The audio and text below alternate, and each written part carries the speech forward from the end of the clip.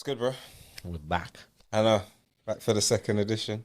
This time, I'm going to bring the energy because I got stuff to talk about and it's been irking me You know, the baddest differently. thing, yeah, it's crazy. After we had the first one, I was just like, everything that we've just been sending each other like Yeah. minutes, Non-stop. minutes, it's like more than Non-stop. we usually do. But yeah, How are you, man? I'm good. I'm good. How's life? Life is good. Life is life, and as they say. Yeah. Christmas, right? As part of our conversation, Christmas is on the agenda. Yeah, it's coming around the corner. It's a bit muted this time. It's not the same. I I feel don't the know. same. I feel like now Christmas before, like from what you see online, what you see on TV, advertising, when you go to the shops, everywhere, like it used to be hyped, everyone's trees out and stuff. Now even the neighbors that like only about two people on my road have like any kind of Christmas lights or Because it's anything. expensive. Yeah, Buying the what to trees and keeping those lights on. things are tough, man. Things are tough. Yeah, So it's true. you're struggling to you're calculating what tree to buy, how much it's gonna cost. It's true. Presents Yeah, and job market ain't that good. yeah, it's true. So yeah, I can't blame them, but I totally agree. There's like a bit of it's just a subdued feeling, Yeah, essentially. maybe because we're not 6 years old, but you get I what I was mean. just about to say we've matured essentially. Yeah. So yeah, what's I know you've got stuff to you want to discuss. So what do you want to touch on first? Interesting campaigns that we've seen. To be fair, I think the first thing I have to kind of point out or discuss is it wasn't even kind of in my thought process to discuss until recently, and then it came back, and it's just like I have so much time for it. It's Spotify Wrapped. Ah, here we go. Yes. I like we're in the middle of Spotify Wrap season, and every time it comes around to that season, I just think to myself, this is like the perfect. This for me, It's 10 marketing years wise, old. It's 10 years old, by the way. and it feels the same every year. Marketing wise, it is just it's a crazy idea. It's just so well done to me. It's the perfect blend of gamification, Yeah. of making data that you have actually count. Like the data you have on your consumers actually count, giving it back to them in a format, and then getting free marketing because making everyone share it. So there was an issue, by the way. I don't know if you know about this. Here we go. All right. This is one of the so what I saw was a lot of people were happy came out, Yeah. and then they realized what the difference was according to last year. There was a lot of data missing this year. So I was reading, don't quote me, but from what I could read online, Yeah. last year, because there were layoffs at Spotify, a lot of people that they hired were curators of playlists and Okay. like genres. Okay. So they laid them off. Yeah. And they got AI to do a lot of this matching and stuff. Okay.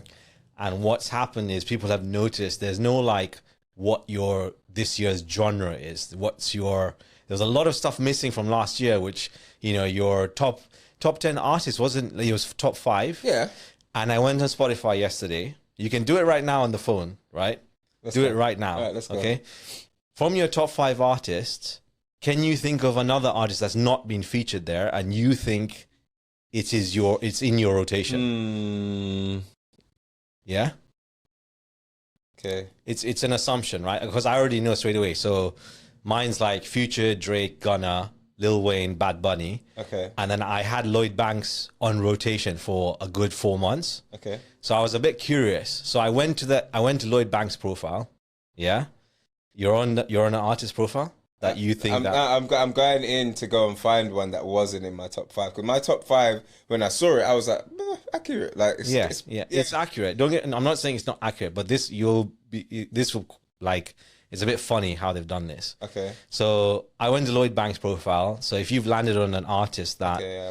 okay, so they go to the 3 dots, and then there's like share profile or share artist. You should have like a image that comes up to say, this is your 6th best artist, this is your 7th best artist, kind of thing. Share artist, right? There should be some picture that comes up. And it's Okay. like, what number is that now? But this is number 13. So this is what I'm saying. Close, though. Why do you need to go through that process? They didn't tell me how to do that. I had to find that out myself. This wasn't on Spotify's news or nothing. You're trying to say that basically they're not sure about the rankings. They've scaled back those curators, so nobody's able to give you that data, which is specific to users. Yeah. They've gone with AI, and it's been sort of accurate, but underwhelming, in my opinion. Okay. And this process came across, and I was like, I want to know my top 10. Fine, top 5, but you give me another thing to say, oh, by the way, these are your other 6 to 10 artists. Why do I have to go through that process? Like, that has never happened with Spotify before. So that's one of the things that's come up. Basically. But look, I mean, for the general, the way people are posting it, you wouldn't know that they didn't believe or they thought that, oh, there's somebody missing from the artistry. I do get it. They have more data than they're giving. Oh, 100%. And they've probably scaled it back because they're testing the waters with this new. And Apple's one came out first, by the way. That's what, again, Spotify's always been the first one, 1st of December or end of November. You're like, yeah, Spotify Wrapped. Apple were first this year. Nah, look, man. I'm not a fan of Apple Music, by the way. Nor am I. So, and you know what? But objectively speaking, fair enough. They're making an effort to use their data as well. I mean, a long time coming. This is 2024. The music replay or whatever it's called they just released it the first time. I was on Apple Music before I was on Spotify. That's we're getting to all of 6 7 years ago. So yeah, for me, just what I'm saying, Spotify Wrapped is still, to me, elite because the use of data, they were the first people to pioneer using actually their customer data and actually giving something back, which was free marketing. Now you've got other people. Yesterday, I saw something, Asana have wrapped. Project management. The tasks, you're most collaborated with people and stuff like that. And it's like, so people, it's now like a playbook that everyone's trying to use Spotify, to get shares. So I feel you got to give them kudos. And the only reason you're probably able to poke holes is because when you're at the top doing something for so long, you've got such a pioneering idea, people expect you to keep up the standard. And the only way, again, this has only come to my attention because I'm on social media. And so someone posted like, when you clip an image of the story on Instagram, because there's those dots at the top, right? Yeah. So they showed their one from last year and it was like 15 dots. Yeah. And this year it's like 7 or 8. What in terms of the amount of content? Yeah, they're just like again. I'm not taking away from them. I love what they do, and it's still continuing. Yeah, I just they were so good, and I was expecting a bit more insights. Yeah, as to what I've been listening to, because that Lloyd Banks thing really annoyed me. I was like I was 110% sure because his album came out in October. Yeah, that I've been going to the gym. Might not look it, but. On rotation, that's been on my gym playlist like non-stop for at least a month. Yeah. So I was like, why the hell is that not even... his song is not even turned up. Yeah. So then I go into the profile and I read it on Twitter and it's like, oh, you need to go through the profile and then you can share to find out what position they are in your... actual ranking. But how far does that go? Do you know how far that goes? No idea. I mean, you got 13 today, right? Yeah. So it could be top 20. Well, I mean, if they get to top 20 and they don't, maybe they're not sure of the data just yet. Yeah. And next year we'll see them actually giving you like a full breakdown and full rundown. The thing about it though as well, which I mean, taking it on to implications of the data being incorrect, is that artists on that, which is one of the things I thought was so great about.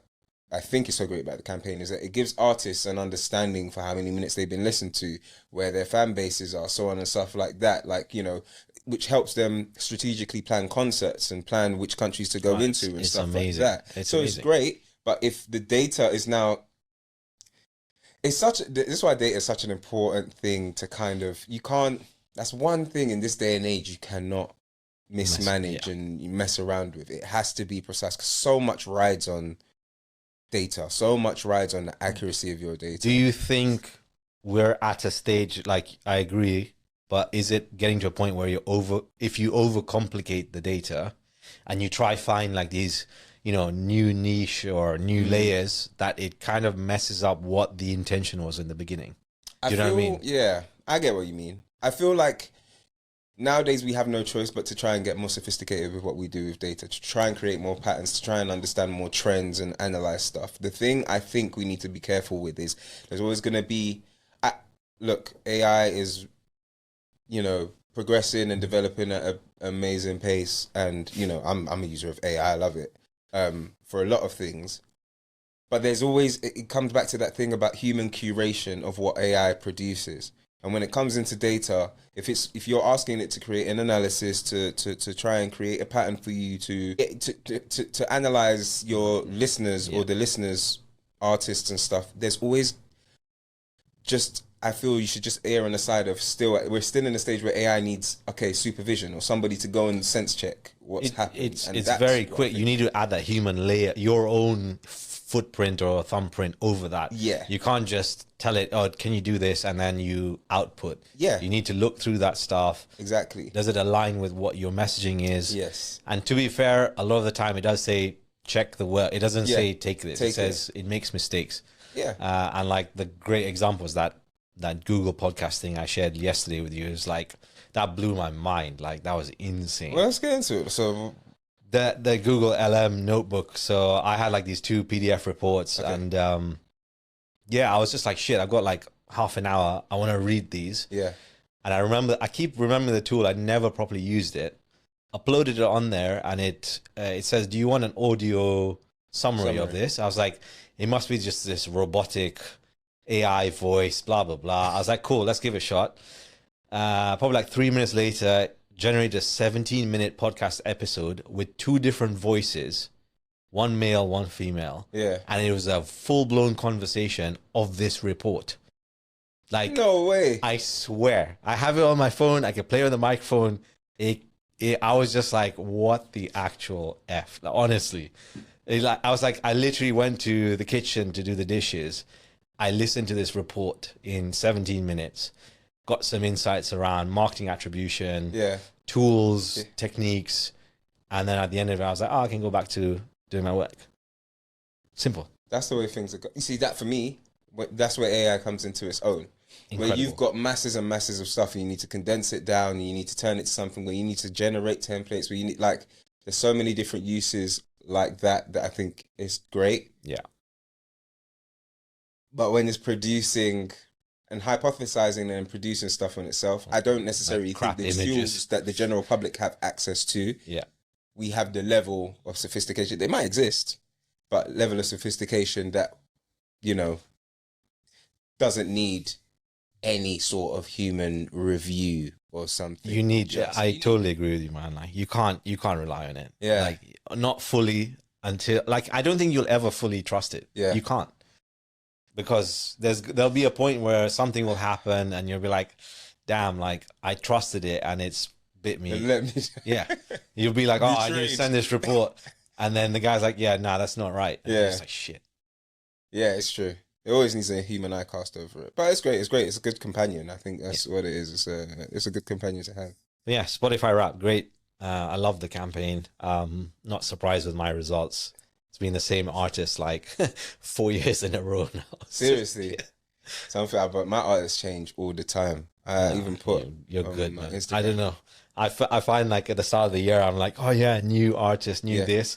And then I've become that uncle, bro. I've just become like, I just want to listen to that. Give me the same guy, Lloyd Banks. The fact you're listening to Lloyd Banks, there's nothing wrong with Lloyd Banks. He releases a new album every Halloween. Every Halloween is his thing. Halloween Havoc, yeah. Okay, since his mixtape days. So he's done like 5 Halloween. So every Halloween, I'm like, yeah, Lloyd Banks. Yeah, Lloyd Banks is a good rapper though, but like, yeah. As I said. Yeah, my number one all the time is Future. Like, and it's Future, Drake. The only surprise this time was Bad Bunny. Bad Bunny's sick though. Yeah, he's incredible. I just love his music. He's always gonna have that Latin game on a choke car. When I went to Mexico, my God, I've never heard one artist everywhere so much. Bad Bunny. And everywhere, everyone knew the lyrics. I'm telling, like, girls, guys, everyone on tables. As soon as a Bad Bunny tune comes on, it's pandemonium. Yeah, passion, bro. He's good, man. He's good, man. He's good. Him and his, I must have sent in the Gazelle collaboration, but we could discuss this campaign stuff later on. But yeah, yeah, that was one of my bones to pick, which was that Spotify thing. But okay. I liked it. It was cool. I just hope there's a next level they can take it to We'll next see. year. We'll see what they release next year. I mean, you know, it is what it is, though. But it still works. But yeah, we'll see. That's for the smart people behind the scenes of Spotify to kind of see how they can use the data. Rumor was having it because of the whole Drake lawsuit that the whole lawsuit that he's had with the UMG and stuff. Yeah. That because of that going on in the background, Spotify had to delay some of the results, and they had to clean up the bots that KDot or KBot used because it skewed the numbers and stuff. So that's why apparently, I don't know if there's no verification on this, so it's all rumors and stuff. Yeah. It could be, like you said, that they're just trying to test out new technology that's trying to extract the right data. It's just, it is what it is. It's good. Speaking about Drake, we haven't touched on that thing that you showed me, like his, where he just literally gave away like hours worth of content. Yeah, 100 gigs worth of content. Well, probably more than 100 gigs, but just gave away hours worth of content as just like a. You playing around with the website afterwards and stuff? Yeah, I mean, I checked it. Some of the songs I'd already heard, and I'd seen them in different places. I'm like, where are these? He didn't say he was releasing anything. There was no album that came out or anything like that. And I just started looking around, and then I saw like this, and you told me, and then I saw, oh, these songs are here. And it's like, I think that's a great, in this day and age where content is kind of like king, and everybody wants more and more and more from artists, and especially if you've got songs. There's always videos of him there in the studio, so you get intimate and personal. And he just said, here you go. Here's a website. If you know, you know. If you don't. And he had his fake, his Finstagram, as the kids call it. Yeah. His fake Instagram. Yeah. Plot twist. He used that to market it. Yeah. I don't know, I think he got like 2 million followers. It's just like mental of just this random Instagram account. And he did like this whole well, we know now why he's done it. Yeah. It's because of his lawsuit with the powers that be. And he wanted to show them, essentially, if I wanted to go alone, I can create a website and a fake Instagram and basically create. Yeah, I can get what I want, and then it's basically avoided.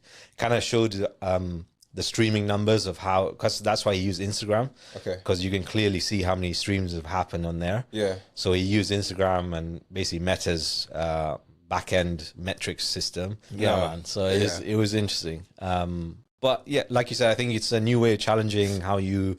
I don't think, like, trying not to lean into it as a musical perspective. Yeah. It's more of a campaign activation. Yeah, it is.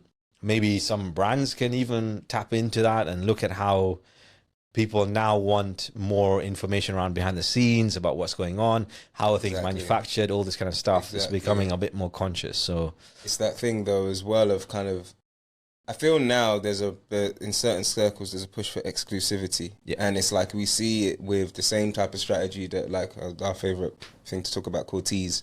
Yeah.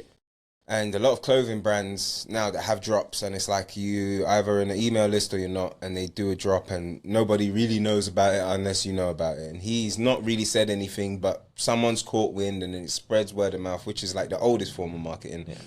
And, you know, it feels exclusive to those people who know it. When you showed me, it's kind of like, oh, like, do you know about this thing? And it's kind of like, I'm like, no. And instantly I feel like, why am I, it's creating, like, I'm missing out on something, you know what I mean? Yeah. It's like a FOMO factor to it.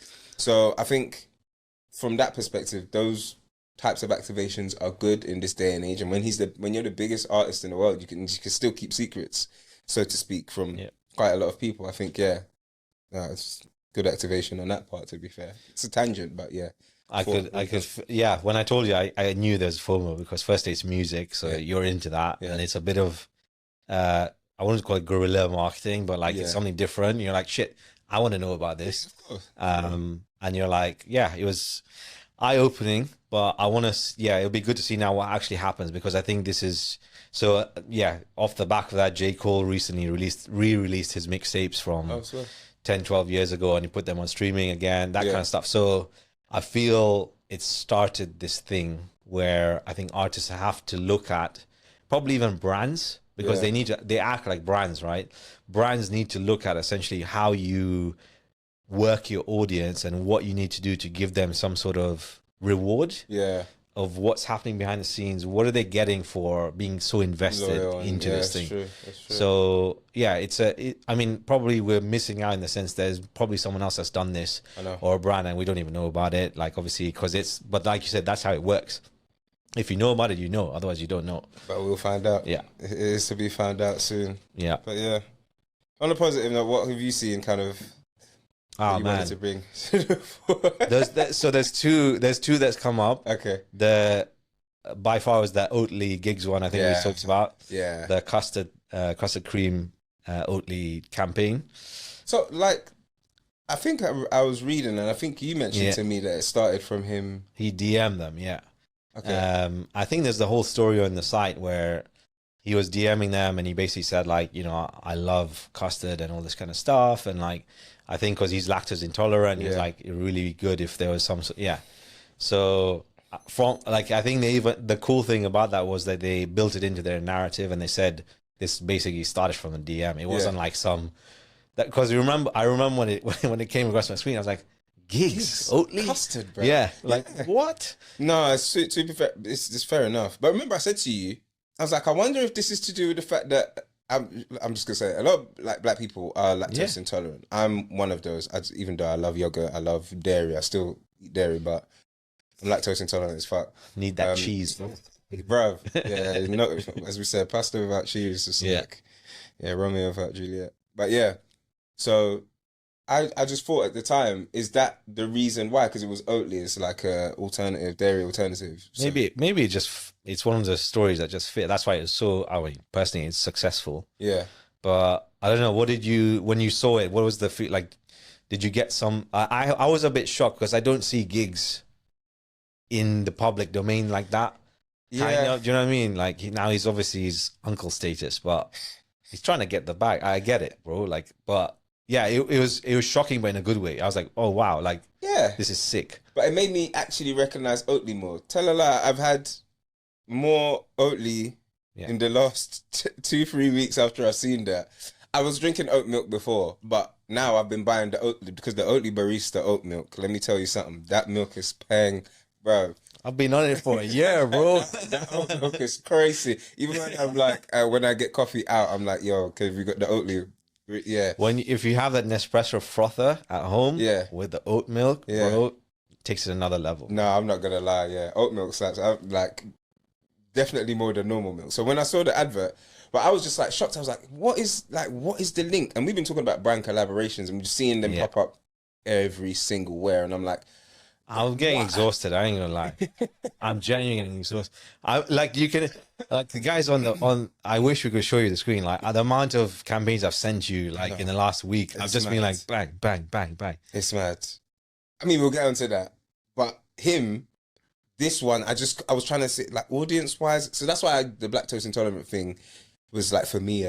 Okay, this must be it because there's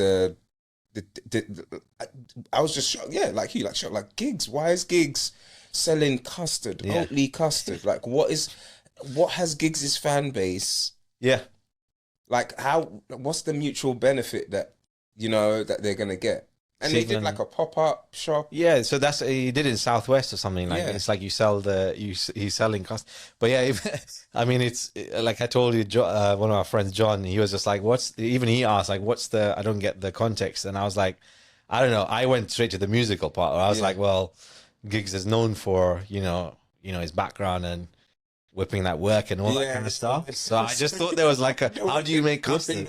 Yeah, that's what I thought. I was like, oh, there must be some sort of link that way. And then he was like, nah, by the way, he actually DM'd them. And I was like, oh shit, like. Yeah, well, I mean, it's organic. It's a good way to be fair, for a good fair play to Oatly for being on the money. Yeah. Understanding it. I'm sure. I mean, I saw a piece from guys at Word on the Curb who released like the kind of numbers behind the campaign. Oh, that'd be really cool. And in terms of like the amount of people from Afro-Caribbean community that are lactose intolerant in the UK and stuff like that.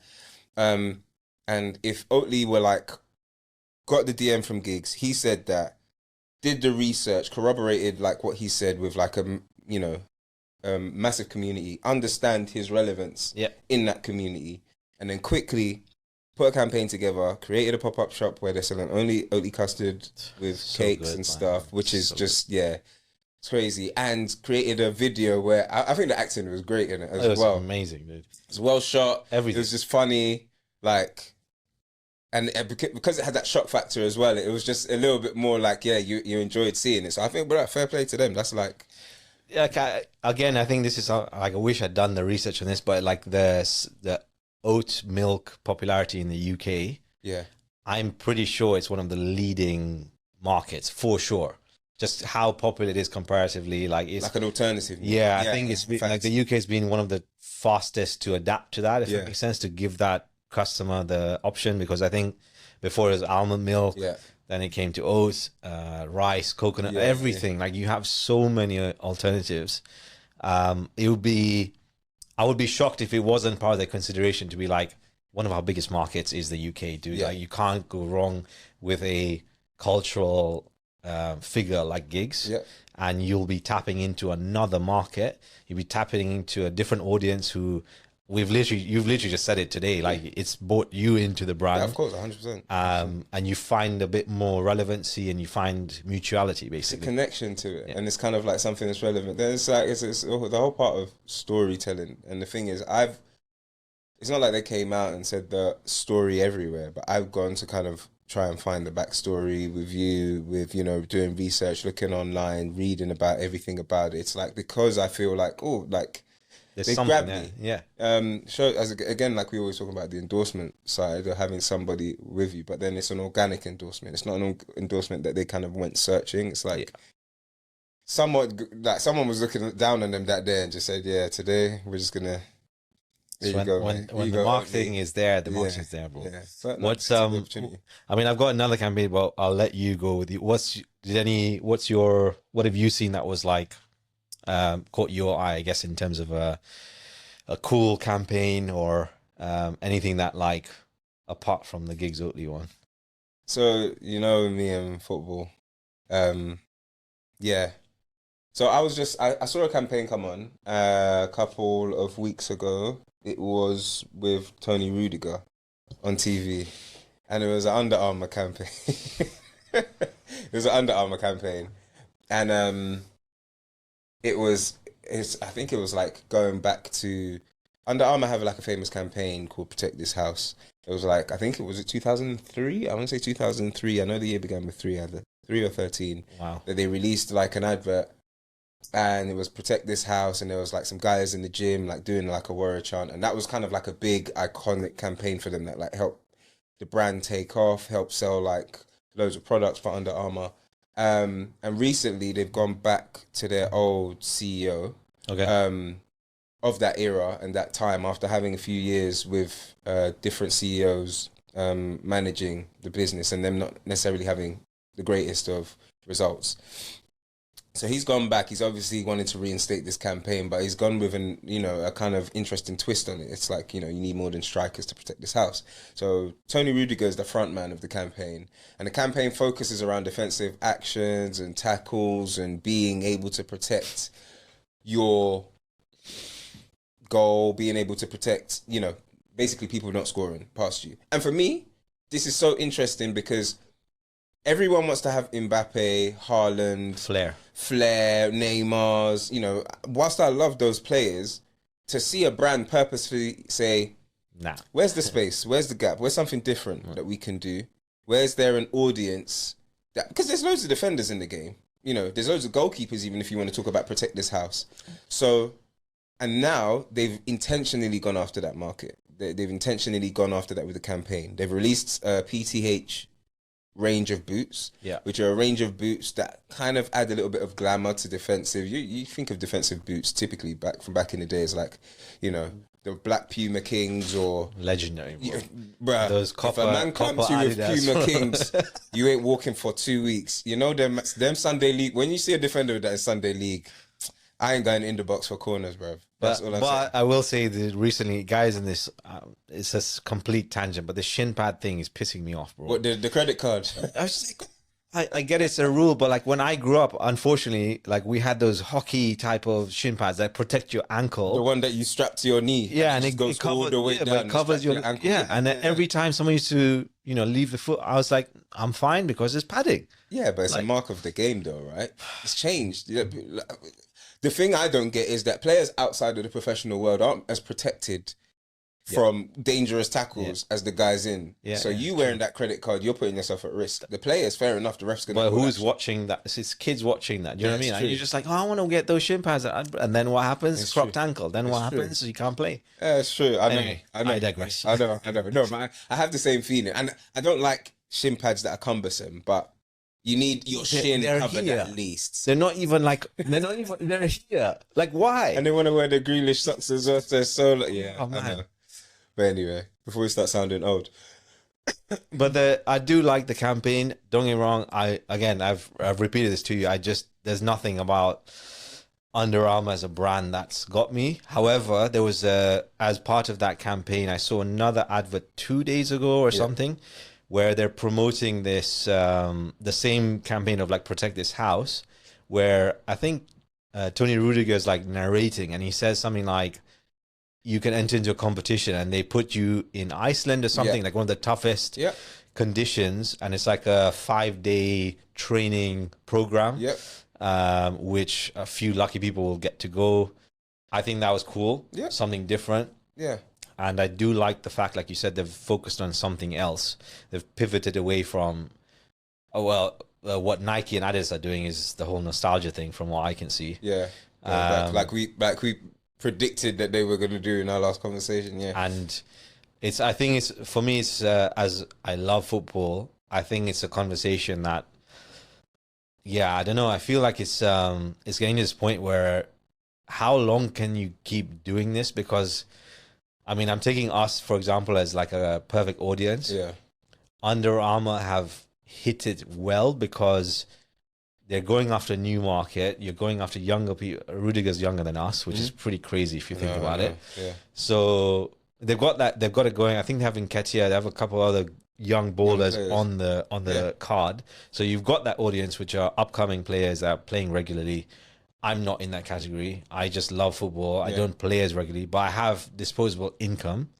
So when I was actually so sad when I saw the new Predators come out this week. I was just like, I'm 33 years old and the legendary boots have come out. Champagne white, They're like, why now? Like, obviously I might just buy it for 200 quid, but you know what I mean? Like, it's coming to this point where it's a different conversation around football evolving at this stage where, I don't know, it's coming to this point where like, you can only do too much nostalgia. That's what I was about to say, because for the younger kids, you're right. It's like, I remember Predator boots from David Beckham, the free kick against Greece, that got England, was it to the World Cup? It was the fins on the thing. Yeah, and like... I was like, I want to curl that you could get on it. I want to try it, I want to play, and I want to practice, see what happens. But there is a level now where the kids... That nostalgia doesn't count. I mean, you've heard people talk to Cole Palmer and ask him about footballers of yesteryear, and he's like, I never saw him play. Yeah, you know what I mean? And it's like, after a while, that's going to depreciate, and not the take up of Predators is not the same as it was then, where loads of players wanted to have it. Obviously they had the exclusive period, but outside everyone wanted to buy Predators. So Under Armour coming with this new PTH set, putting people like Rudiger front and center, focusing on defenders, saying, right, Nike and Adidas, they kind of got the flair players, the forward players, Mercurials and all of that, F-Zeros. I can't wait for those. Oh, man. But, the T90s. Oh, man. And then they reached the Mercurials as well last week with Vinny as well, the silver ones. But see, but you're right, but they're going back. And I don't think the T90 take-up will be as... It won't. I think for the people of our generation, that will be a nostalgic boot that we go back to. What they've done is basically they've done the relevant superstar now and tied it. So Jude Bellingham has his Predators, the black and gold, and they've done Nike have done the Mercurials with Vinny. Okay. So they've gone like superstar of today, but wear the upgraded version of yesterday. If that makes sense. Boots. It's interesting, but we'll catch on for some players because of that. Yeah, I agree. But but then as well as doing the boot pack, they also focused on defenders. So Pedro Porro, I think there's another young boy from is it Liverpool? I want to say it's Trent Under Armour or somebody like that is Under Armour, but it's Yeah, basically they've I think it intentionally is. gone after defenders. Or even is it Conor Bradley? I can't remember. One of Yeah. them. And then I went to play football 2 days ago, and right on the billboard outside of the football pitch is an Under Armour Protect This House billboard. And so then I started kind of like trying to see if there's where other billboards have been spotted and stuff like that in different locations. And thank God for things like, social media where you can see people posting the billboards strategically placed around different places. Keep an I want to keep an eye now in the next 3 to 4 months, because you play regularly more than me. Yeah. See who's buying the boots. That's what I want to understand. Like, I want to see if it's in your own like playing circle. If one or two people, if you see someone pick it up, then you're like that's worked. Yeah, you know what I mean. And it could be even you that decides the next boots that you want. Well, that's what I'm trying to say. There is a market for that difference. You've always been deviate from Nike and Mizuno. Mizuno's my thing, but I just love those. I have what are they? Jomas. I've got space and time for a brand. If you come with something different and the boot is actually quality and it feels nice when you play with it, yeah. So I think they're doing a good thing. I think the campaign that they've done, they also did at the beginning of the season, like a AI generated team talk where they interviewed a subset of players. I think Trent was one of them and a couple others. And then they gave their input as to what the passion of like a team talk is. They put that into kind of like all those sentiments into an AI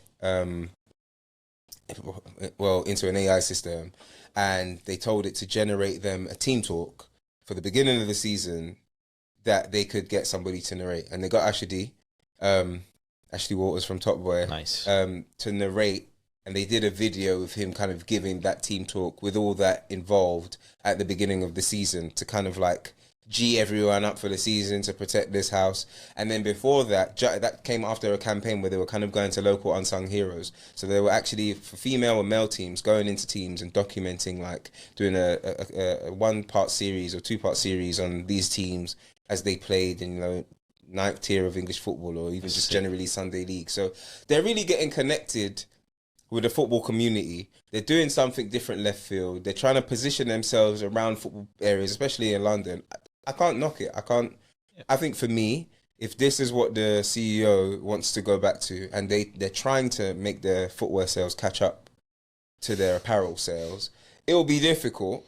But yeah, that's I reserve judgment on the shoes, bro. Well, they're trying to collab with Balenciaga, which I'm just like, no. Under Armour Balenciaga collab for me is a no. But I'm just gonna ignore that and focus on the football stuff that they're doing. I think there's a gap there. It's mate, like I think it's already working personally. Yeah. Like it'll work because you always have space for something different, and I don't see them doing that badly. Yeah, Skechers is another interesting one. I don't know what they're gonna do, but yeah, it's a brand you don't associate with sports. Yeah, specifically, but they've done well. They've got a couple of good players. That will be interesting to see how Skechers and Under Armour and New Balance position, because they're like the 3 that you'd say that are just below Puma, Adidas, and Nike. Yeah.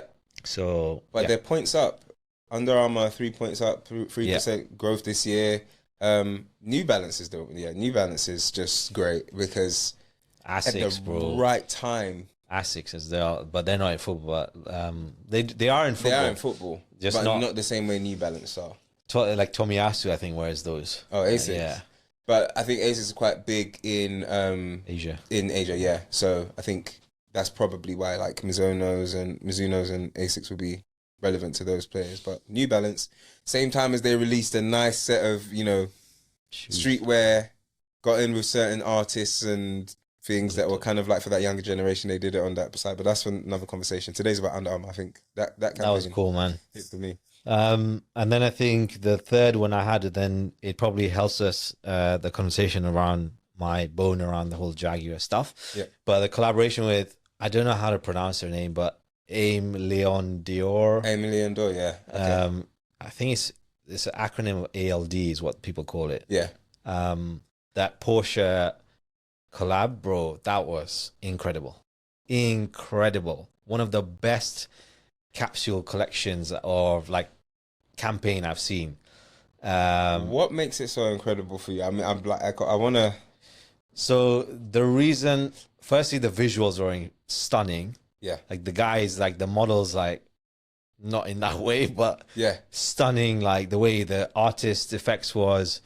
I love cars, so that 993 turbo for me is like wow. Yeah. And then they got the designers who came up with that capsule to design the interior of the car, so that kind of tied in well. Yeah. The reason why it became even more prominent for me in my brain was because of what's happened with Jaguar.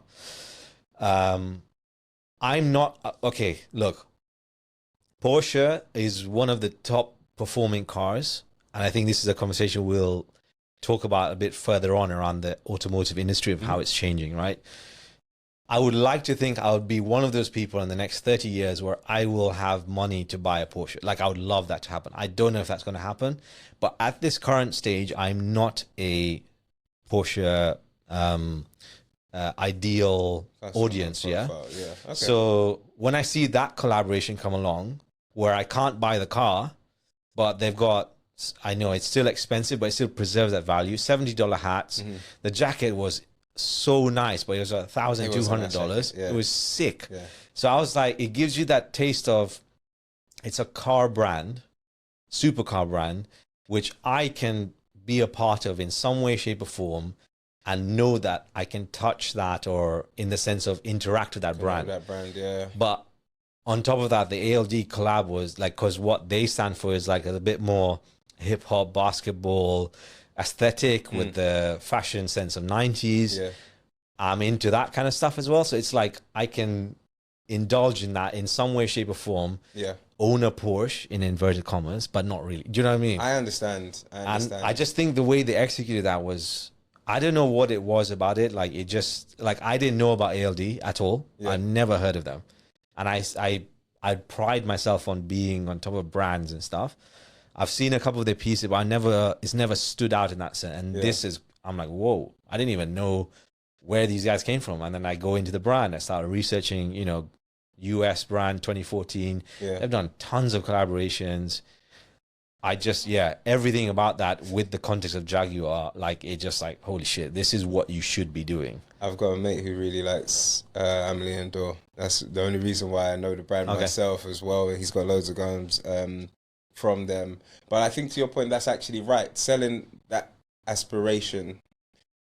But also, I want to steer away from, I'm trying to think of the best way to describe it. It's kind of like an early education. It's kind of like creating an early connection with you and the brand. Because you're talking about your position now, but, you know, touch wood, hopefully in the next Who knows, man? 3 to 5 years, you're able to afford 5 Porsches. And you know, I mean, from that connection, you could already have a preference as to the type of car that you're going to want to go and buy and stuff like that.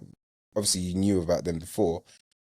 But those sorts of collabs where they draw you in, where they connect with something that's relevant for you, when you're trying to find new customers, that's like a great way to do it. They haven't lost any of what is significant about their heritage. That's what I wanted to touch on later. You know what? Let's talk about it now, because there's no point. It was a good like way to yeah. Because I guess, and I'm kind of going to ask you on this one.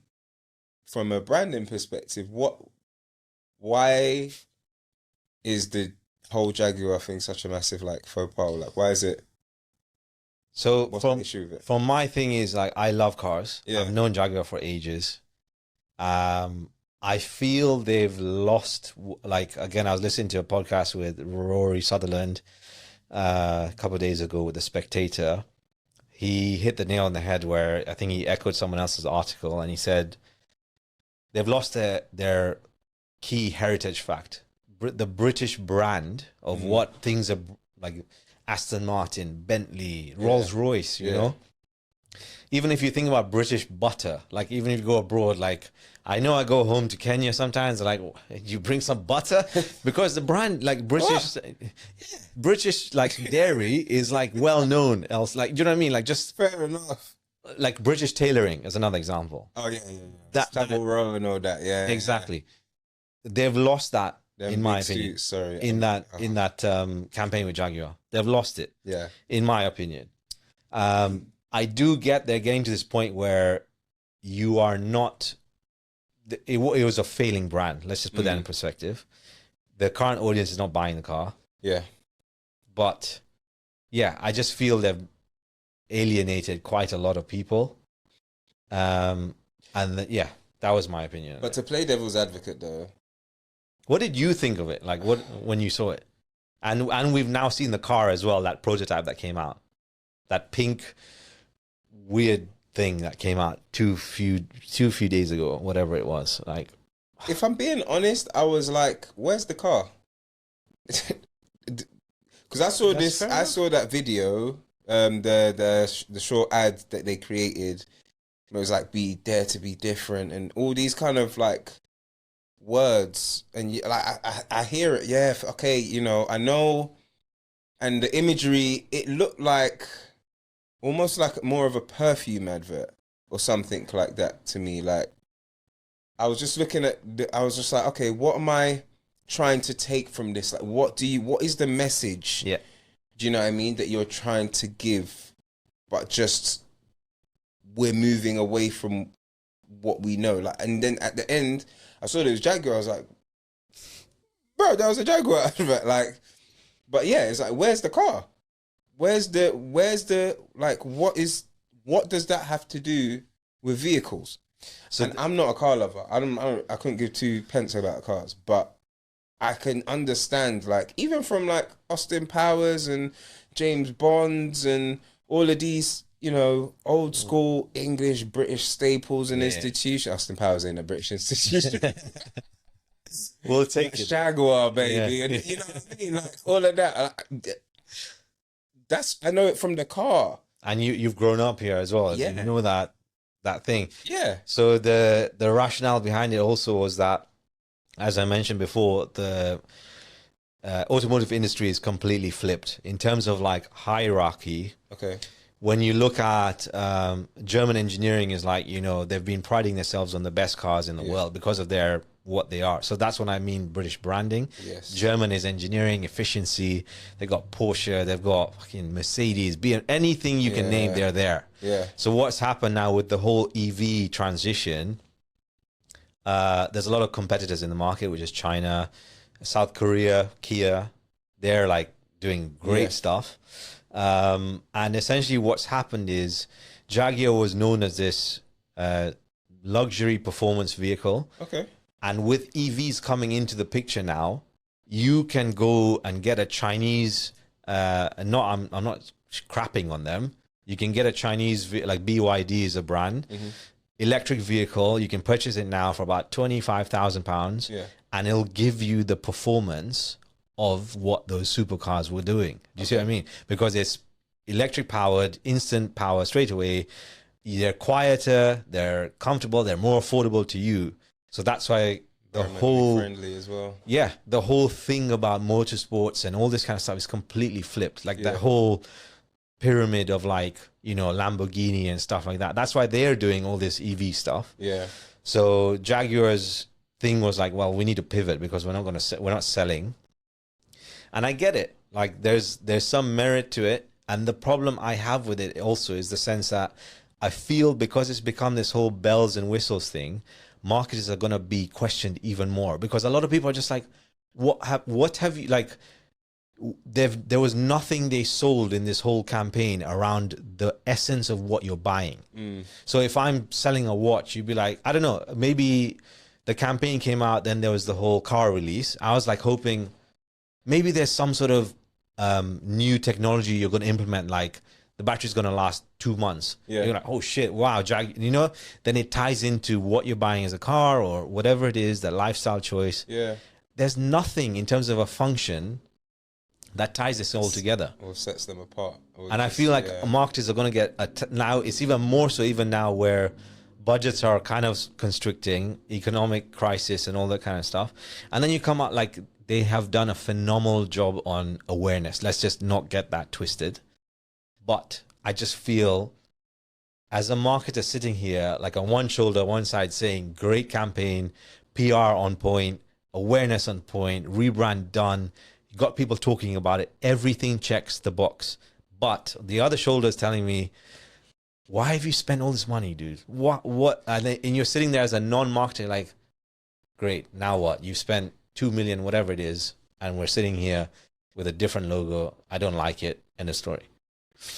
I mean, in the one sense, if they've done it to test the waters and see what's going to happen, yeah, and it's a good experiment, but you can't assume that they've done that. You can only assume they've done things intentionally. I think when you don't have a physical product to sell people, yeah, to make such a drastic change to your brand, it's like they can't strike while the iron's hot. Because whether we like it or not, people talking about them is going to be potentially a good thing. You know, they've lent into the controversy angle, which I don't know if they knew they were going to do it, but people talking about it's a good thing. If they had something now that they could offer, whoever's going to be supporting is probably going to ride for them right now more than they would. It's like, it's now, we're going to wait until what, 2026, 20, I don't know when the actual cars are going to start being in manufacturing and be released. How are they going to keep up the attention? What are they going to turn this awareness into? How are they going to move their customers down the funnel currently? Because they've lost a lot of people's interest, period. So these people who they've brought on potentially, how are they going to keep them and nurture them without an end point? So the comparison I made was not an actual fact, but in campaign recently was the iPhone 16. Well, I don't know. Data says like they've lost quite a lot of sales in the last year. Yeah. But there was, I think the guy, Marquise Brown or something, like the tech guy on YouTube, massive. He made a great point. He's like, don't ever buy something that has a promise of. So what iPhone did was like, oh, you got AI intelligence coming. It'll be released in 6 months' time. Like, no, I want it now. If you're marketing it as a customer, I am going to purchase this £1,400 product. I want those features now. Yeah. I'm not buying this for 6 months' time. Yeah.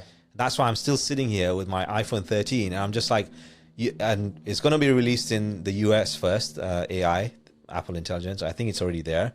And then it's going to come to the EU and then the UK. And you're just like, you've lost potentially 6 to 8 months of customers where now I'm looking at my money I have. I need to upgrade my phone. And I'm like, well, I'm not going to buy that phone again. What do I do? Do you know what I mean? And that's what I'm trying. I was watching like I think something came up on my feed from Gary Vee talking about there's an evolution of shopping, and what we kind of had on QVC back in the day is now going to be coming into our social media. So live Instagram lives and all of these lives are now going to have there's going to be live shopping, and live shopping is like going to be same way our sponsored ads come. And you have certain interests and certain things that you click on and they target you based on that. Live shopping is now going to be targeting you based on that. And the main commodity that people are trying to acquire is the attention of the target market. And they understand that the attention of the target market is finite. And if you are in a position where you're able to grab it, you have to do something with it. There has to be a journey. And that's why I just feel it's just so ill-timed, because I just don't know what's next. Every good marketer has the so what, the what next. You have that next step. You have that mapped out. You have your strategy planned out. X is going to be the start point.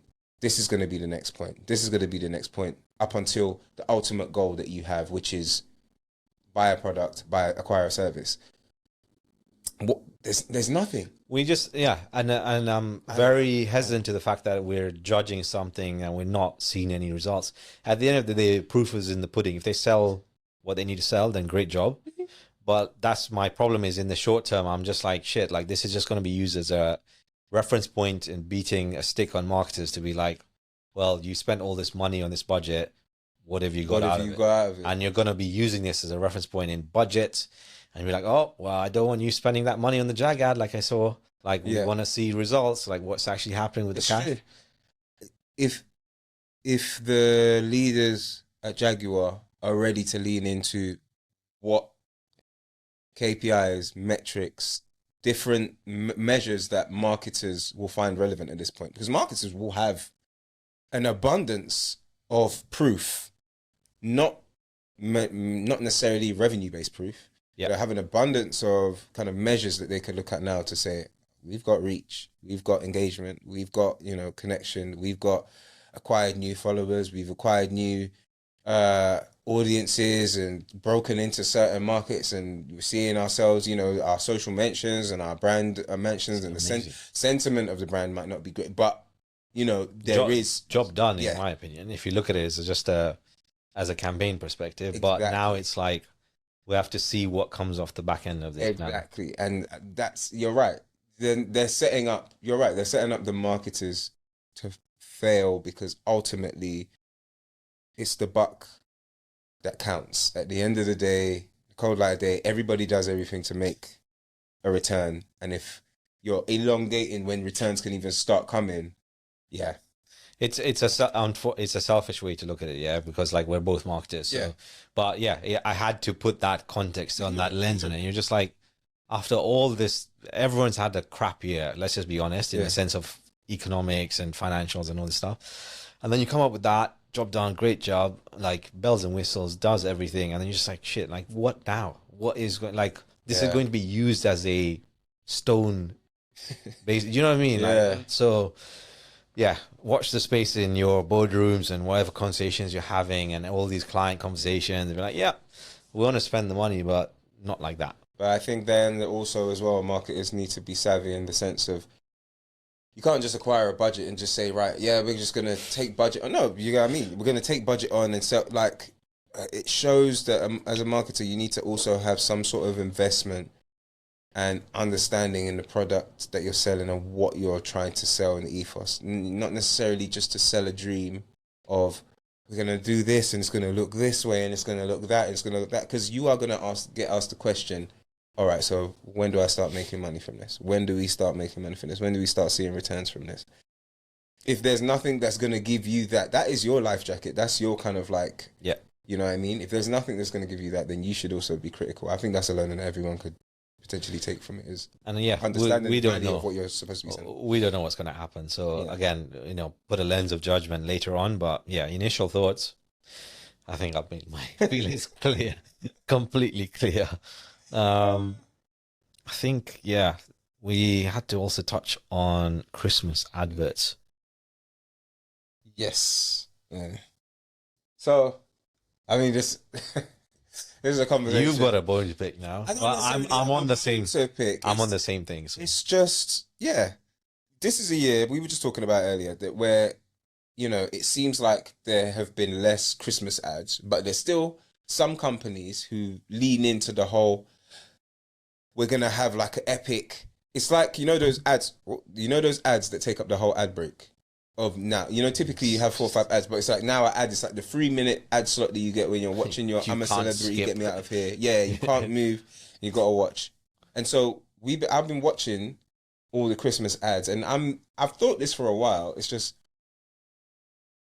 how effective are Christmas ads at moving the needle at Christmas time?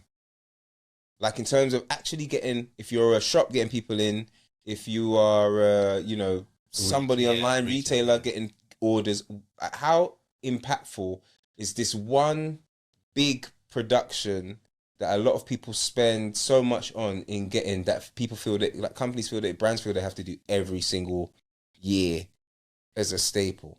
And I just don't think they're that effective anymore. And even looking at the ads this year, I don't think they're that impactful. And maybe I'm just a sourpuss. Maybe I'm the Grinch. You know what I mean? I'm with you. I've been, I'm not being impressed. I mean, I'm rarely impressed anyway. Like, I don't like, it sounds crazy, but we don't, like, only recently in the last 5 to 10 years, I've been in the whole Christmas thing, because I don't know, it's not a big thing in my household back home. Like, it's more of a UK thing. And since I've been here for the last 10, 12 years, that's when I've gotten into that. I've just not been impressed with them. I'm like, nothing. Normally you'd get that thing of like, you need to watch this because you'll get like a couple of messages or you'll see a couple of things. You're just like, I spent 5 minutes on that. don't know what it means. I'm still going to go to that shop if I walk past it. Not naming names, but like, yeah, you'd still go there. It's not moved the needle, but it comes down to the fact that a lot of budget is being spent again.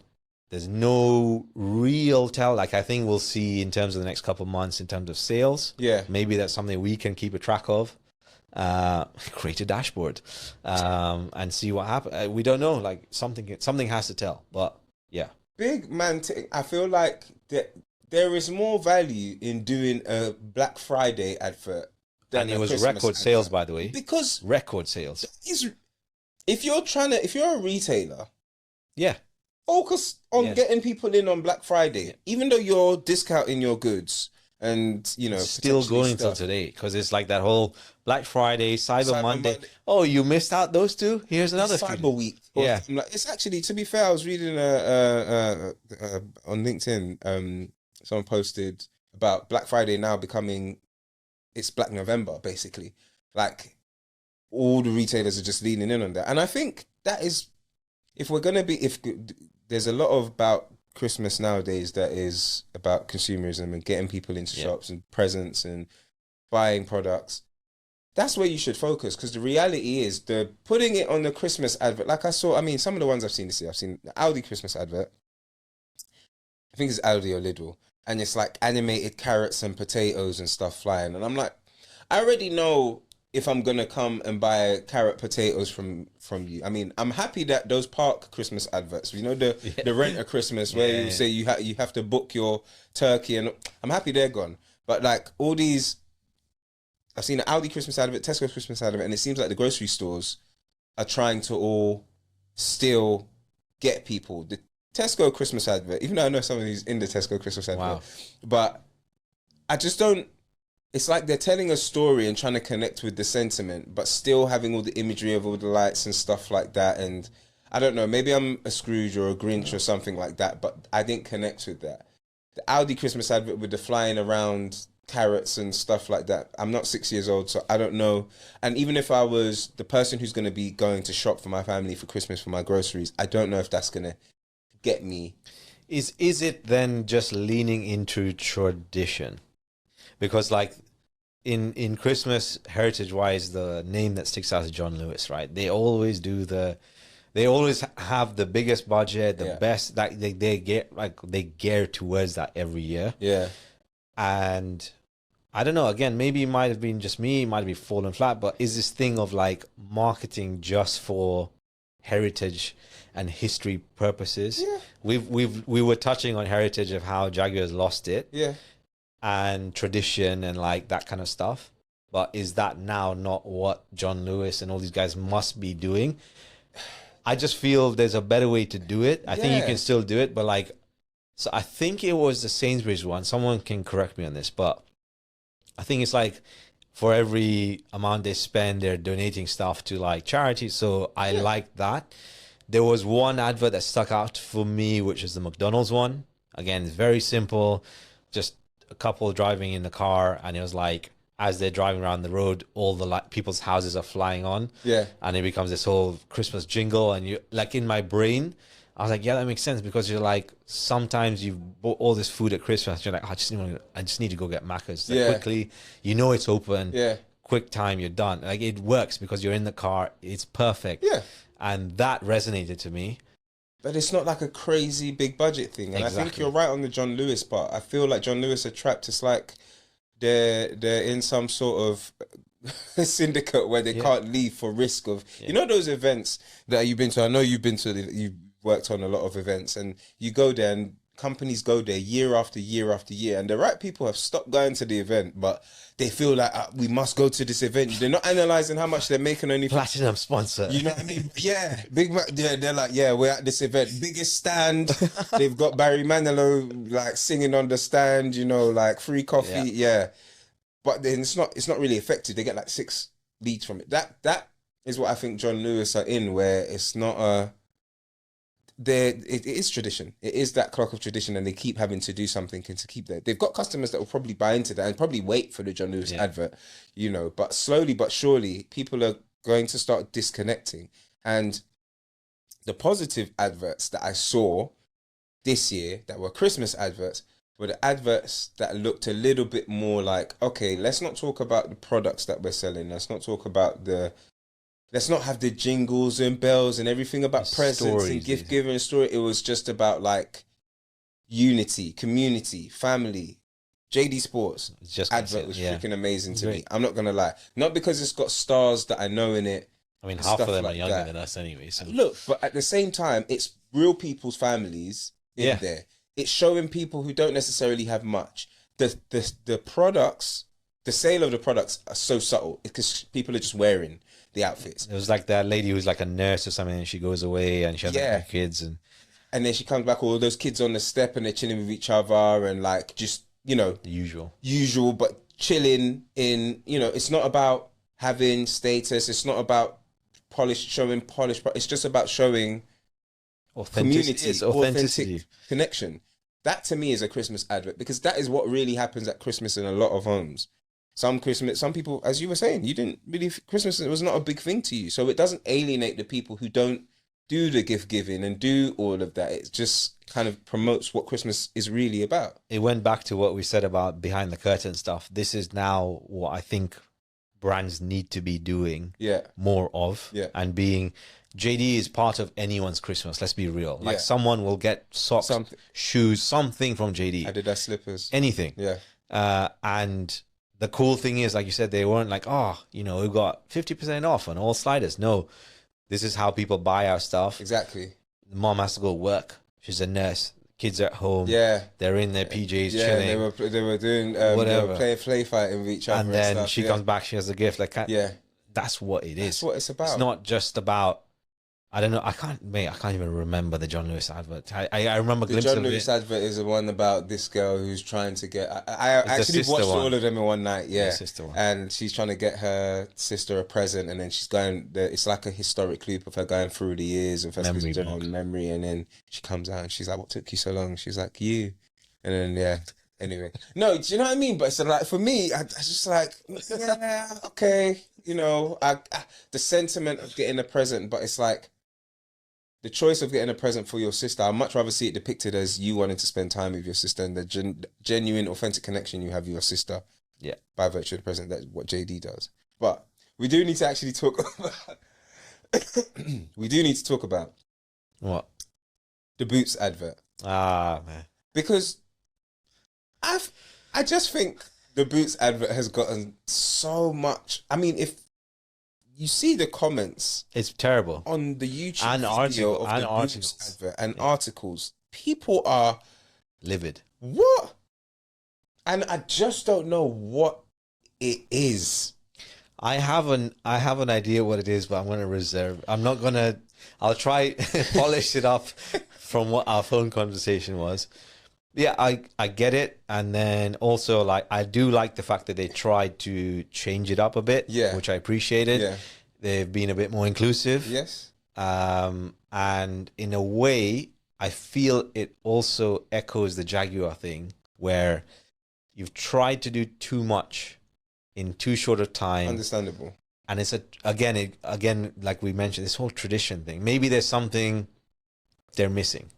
It's fair enough. But are you really buying gifts from Boots for Christmas? And the thing about it, though, is the difference between a Jaguar and a Boots is I can actually believe that Boots have lent in and understood who their actual customer base is and who's going to buy a present from Boots, and gone with that in their advert and put the right people in play. I don't really like all the whole red and white Santa Claus, elves and sleigh crap. Yeah. Like, for me, like, miss me with that. But if you're going to do it, the twist they've put on it taps into their audience. I get it. You think about drag queens, you think about queer community, they love makeup, they use more cosmetics. Female audiences are the ones who will go and buy cosmetics at Christmas more than male audiences. There's data to back this up 100%.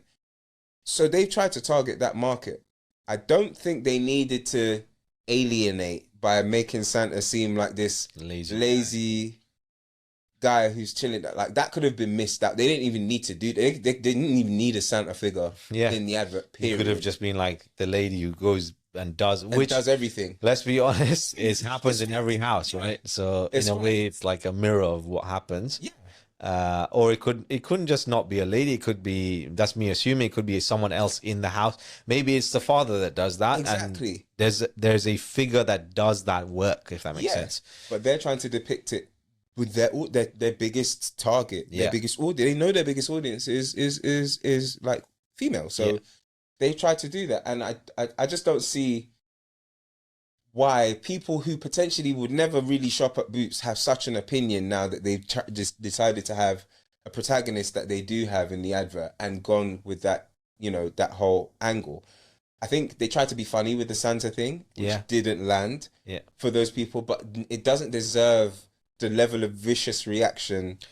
Yeah, I totally agree. I think there's just there's a microscope on these Christmas adverts, unfortunately. Again, like I said, economically, people are not having the greatest time. Yeah.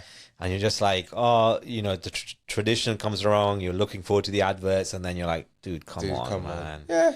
And I think we've also done that in the other adverts that we've seen, and we're just like, I'm not feeling it. Yeah. So I will, unfortunately, it's in front of me. It's a free hit. I'll criticize it because that's what you put your money into. And I'm going to look at it with a lens. I think obviously other people are a bit more different in the sense of they're not in marketing. So in a way, they just look at it as a performative moment. And they're like, what the hell is that? I don't like that. So I think so. I think so too. But I think in terms of that, you're right. People are probably, there's a lot of people who look forward to Christmas. There's a little bit of sense of relief for Christmas adverts. I don't know.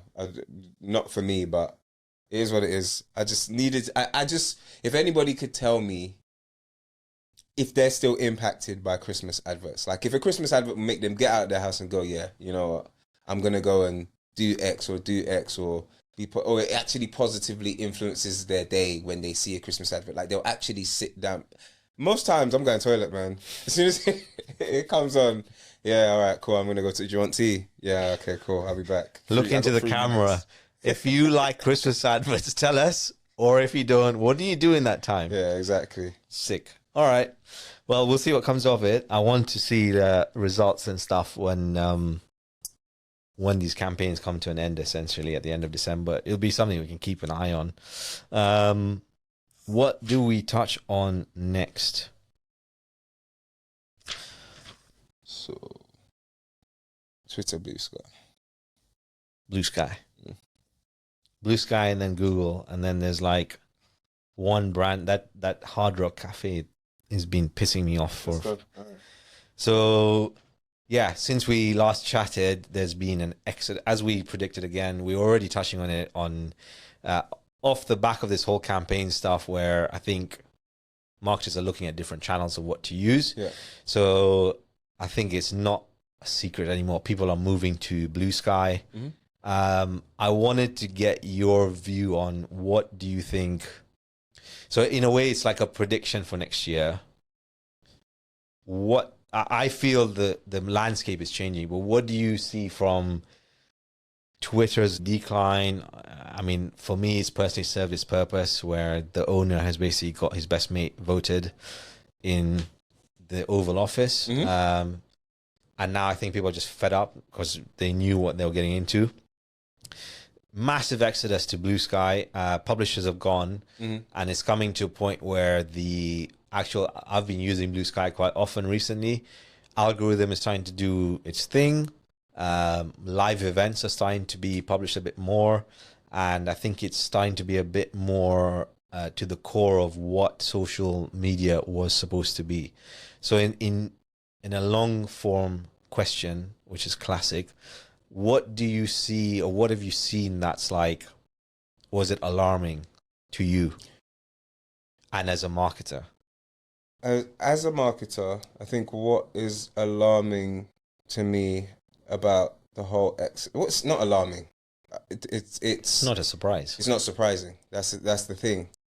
From my understanding, and this is nothing against Twitter X, like what they have tried to pivot to, there are other platforms who are creating a space for brands to actually hit their target audiences, to get their products in front of their target audience. I mean, we were just having a conversation about Meta and Instagram ads and sponsored ads and stuff like that. That's stuff done well. That the targeting, the way it gives you the option to choose your audiences, build your audiences, and get as granular as you need to find the right people. It's making use of the data TikTok that they as have well. made. Yeah, TikTok especially as well. And I think where Twitter had tried to get in and drop the ball is that they just the relevance, they haven't understood their own product and how to place a product that they're selling to marketers and advertisers in the right space to get effectiveness. And you can spend money on trying to advertise on Twitter, but it's not landing. It's not in the right place. I see some of the ads in irrelevant conversations, and it's like this. There's massive as well. Now they've started, because they're losing revenue. I've started to notice the screen dimension of the adverts are fucking massive. Yeah. So you're like, I'm scrolling and I'm just like, and I'm not gonna lie, I think I'll probably release this later. Not that anyone gives a shit, but I'm gonna see over the next month how much I use it, because I use Twitter all the time. Yeah. And recently, because of facts, I moved to Blue Sky. I'm starting to get this point. I'm literally spending like 20 seconds. I'm like, I don't want to read that, and I go to the other app. Yeah. And I want to see how that is going to change in terms of data, like screen time usage. And that's their biggest commodity, because they're going to be selling a level of reach to marketers. So as a marketer, for me, if you're selling a product that doesn't, when I use it, I don't see what I need to see in terms of I'm being targeted with the right messages. I don't resonate. I've never clicked through on any Twitter ad. Then you're losing exposure. Wow. That I had not even thought of that. Like Instagram, I click on a lot of ads because they're quite relevant. And creepily enough, like I'm pretty sure if you mention something on your microphone, it'll pick it up. Yeah, look.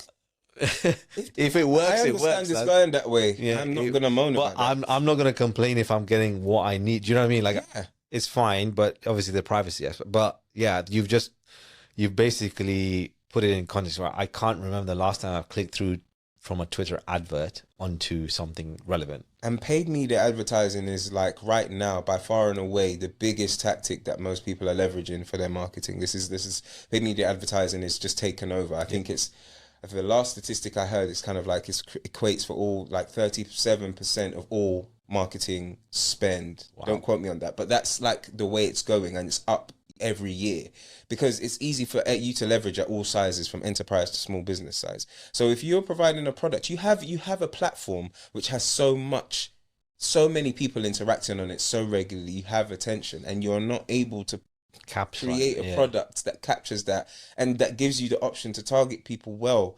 and uses the features. Then what are you actually doing? I understand you want to make it a place for free speech, but it's like, as a marketer, that's one thing. So, but then the second point is that then you have the campaigns that are creating a toxic sort of environment. It was described as toxic by the guys at The Guardian. It still is. And it's like, that doesn't bode well, because it's like you're telling people, don't invest in our platform.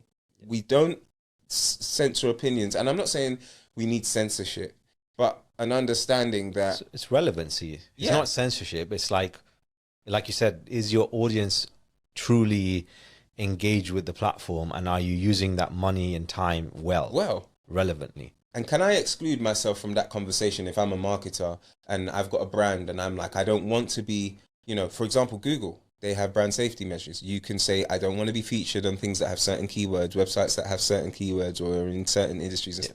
Can you do that on Twitter ads? Can you stop yourself from being in the midst of a conversation where there's just endless, hoo-ha. Yeah, hoo-ha and discriminatory and derogatory messaging? You can't. So that is one reason why I think tactically brands would have said, this. What is the benefit of a Twitter now, X now? There's no necessary benefit. There's this new app which has all the promise, and it's already, by being the alternative, put itself in a more ethical bracket. Yeah. You know what I mean? You're already the alternative of that's bad right now, if that makes sense. So exactly. Even if you're at mediocre level, you're still in a good space. Yeah. So for me, as a market, I'm not surprised. I saw it come. It's like it's like a dormant thing that people just. It's like one of these things that people just used X because it's there and it's been there and they have followings on it. But town hall of conversations, what they called it back in the day. Yeah. And like I stopped using the premium subscription service a few months ago. I just wanted to test it out and stuff. It's like £12 a month. Okay. And I've been served every time I logged in, like 40% off, sign up now. I'm just like, it ain't happening, bro. So you were using it before? I was using the premium feature. Okay. And then obviously I stopped because of, I don't know, I don't believe in, realistically speaking, I saw a lot of, really racist tweets that were on my algorithm feed towards South Asians. So obviously I'm not even kidding you, it was like first thing in the morning, and I saw that in the morning. I was just like, really? Bro, come on. Like, this is what we're doing now? Like, we're just openly hating on, different people, and it's a free speech, so I can say what I want. And I saw that, so I cut it, and I said, yeah, I'm not using this whole premium thing again, even though I've built my audience on there. And then, I've just been served ads by X to be like, oh, 40% off, come back. And I'm just like, nah, is it? Unless I'm getting it for free, I ain't going to do that anymore. Done. Did they ask you why you left when you left? There was that whole crappy forum of like, why are you canceling? And you can just click other and you just move on. Do you know what I mean? Like, and I'm not going to name his name because whatever. He fired like 60% of the staff, and half those people were regulators and kind of like going through that data and all that kind of stuff. Like, nobody's looking at that form. Like, let's be honest. You're leaving the platform, cool. We're just going to resuscitate some bots of some dormant active accounts, and we're going to shoot up the numbers and pretend like these bots are actual users. And we're going to sell that to advertisers, and then, That too, as well. That whole bots thing on there is just, at least if you're going to come and join the conversation that someone's having, say something of merit, man. Some of these bots you be talking about, that goal from Saka yesterday. He's a great wrestler, isn't he, bruv? Shut up. It's just mad. He's like, superior athlete, this one. I'm just like, this robot, get her out. Yeah, bruv. It's you know what it sounded like? It sounded like that Will Mackenzie from In-Betweeners. Like, the guy with the glasses in In-Betweeners. Yeah. Oh, yeah. You know, he's like, when he pretends to be Yoda, he's like, feisty one, you are. Bruv. Man. That's what I see those bots as. But oh man, but it's an interesting conversation nevertheless. And then in the aspect of like marketing going forward, like that's also part of the conversation I wanted to have around Google. I think there's already like the lawsuit coming around with their Chrome ownership and like and then that whole paid advertising stuff, because it's been classified as a monopoly, which I can't, like, it's fair enough. In terms of like the way they funnel traffic, it's 92% of traffic comes from Google, which is insane. I do also want to say that I respect their business, because what they did, they capitalized on that ages ago, smashed out the park. Yeah. But go ahead. Yeah, but at the same time, like, is it fair? It's a question. Is it fair? You know what? Sometimes you suffer for being good at what you do and making the right moves at the right time and capitalizing on stuff. And I think Google might be getting an unfair rap in that respect. You always want there to be a level of competition and providers, and for there to be choice. And, you don't know what's going on behind the scenes, or whether everything's, au fait and being done well. But at the same time, they created a search engine, and they've developed their product in the way that the product needed to be developed. They captured the majority of the audience by providing value. They gave value in the search engine. Everyone started using the search engine. Now it became then they started to have campaigns where people, you could sponsor search. And then they've gone into kind of ads. Now, they've got they're a platform where you can serve across different platforms and stuff like that. I think, and they have an audience that they can give you to serve your ads to, because they've got all the information. It's a little unfair to say, you guys have done really great. Nah, stop. You know what I mean? Like, I think if you're going to regulate to make it better for the consumer in certain ways, certain okay, deprecation of cookies, third-party cookies and stuff like that. Fair enough. There's a bone I need to speak on cookies Go after ahead. after you land. Finish your point. No, but I mean, that's what I'm trying to say. So I feel for them in the sense that, saying that, okay, Chrome needs to be broken up because now there's too many people using it and it's fueling the other products that they have. You're basically fencing an ecosystem. Yeah, but it's like this was all there for the taking. There were they saw the gap, right? And then like the Chrome thing is like, well, we're using everyone else's browser, just use our own because we can help consumers search for things faster and brands we control that, so we can help. I get it. But at the same time, it's like what blew my mind. I mean, it's such a simple thing. I'm sure everyone will say the same. It's not a groundbreaking thought, but if I am starting a business, or which we have, where do you go to promote search? There's only one place, in the sense of, like, do you know what I mean? There's only one marketplace where I can be like, well, okay, I just have to do what these guys have. I have to be there. I hear it. Like, it has to be at a certain. So that's why I was like, so this, I think it's Ecosia and stuff. There's an European search engine that's kind of, I've got it in my notes, but I'll give you the names in a second. Essentially, there's a European alternative that's come up in terms of a merger, and obviously I have written it down and I can't find it. Which is Ecosia or something like that. I think that sounds quite and something familiar. Else. Anyway, there's a merger in Europe, and there's two companies who are like some search engines, and they're partnering together because of I guess they've caught wind of what's happening at Google. Okay. So, yeah, I don't know. But tell me, are those two companies going to stop their ambition of continuing to expand and to grow, right? That's the whole point of business. If we're going to accept that we're part of capitalism, so to speak, you're going to accept the businesses are going to want to grow and expand and diversify their product range and, reach new audiences and take as much of the market as possible. I think Google had to work on that for us to say, I'm going to Google something as opposed to I'm going to search for something. That is development of a brand, like, steeped in the value of what's provided. Yeah. But then it became, Google was not a word. Google. You know what I mean? It didn't mean anything before they took it. Now it's like, Google that. Yeah. And it's like something. Do you know what I mean? Like they've so as a marketer, sometimes that's like the whole, what they have achieved. It's incredible. It's like the pinnacle of what you would want to achieve for any brand. I still feel there's a lot of politics that I don't know about that's at play here. They've done to that point where they've found where to grow. But I just feel if they'd done their fair share in terms of, I don't think there'd have been too much of a focus on them. Yeah. And that why it would have settled down a lot of this political debate of, you're not paying the taxes. Well, you've got an ecosystem where all our population goes to. Yeah. You have all their data. We don't have access to that data. We have to pay you for that data. So it's a conversation. Yeah, I get you. I'm with you.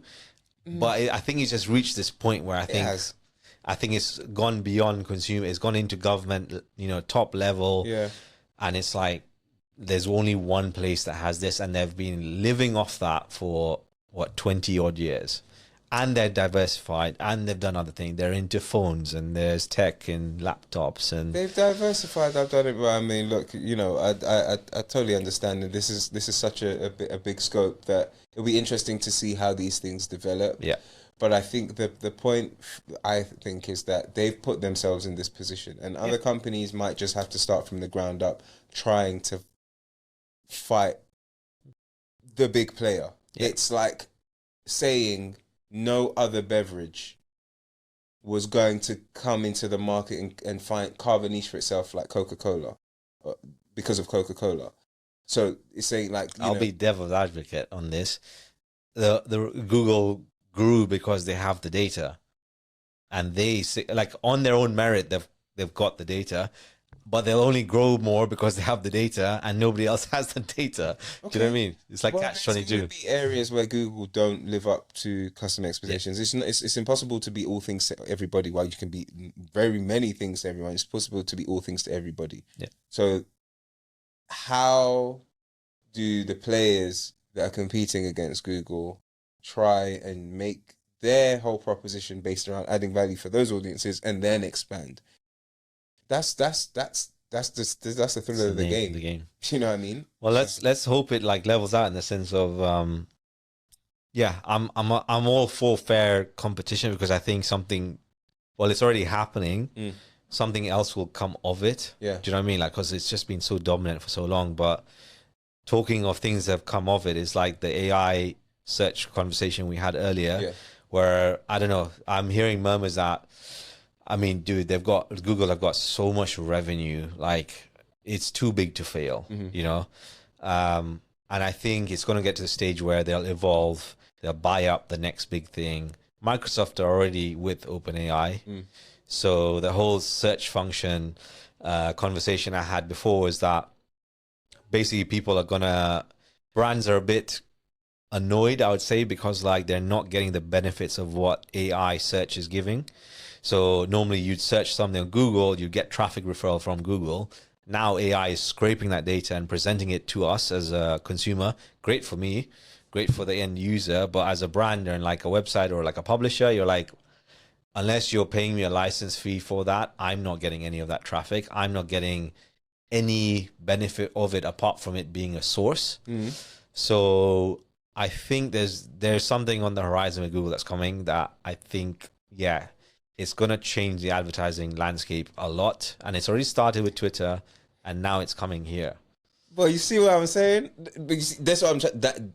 Can you see that technology moves? Yeah. And there's always going to be a crack, and there's always going to be something that emerges that presents an opportunity. Yeah. So you're saying Microsoft will align themselves with OpenAI, and this is, AI-based search. Yeah. AI is still powered by data. Yeah. AI, as it currently stands, it still learns from data. So brands, yes, they might be annoyed because they pay for potential, ads on Google or whatever their relationship is with Google, and they're not getting credit for it now. But then here is it's just another development of how data is used.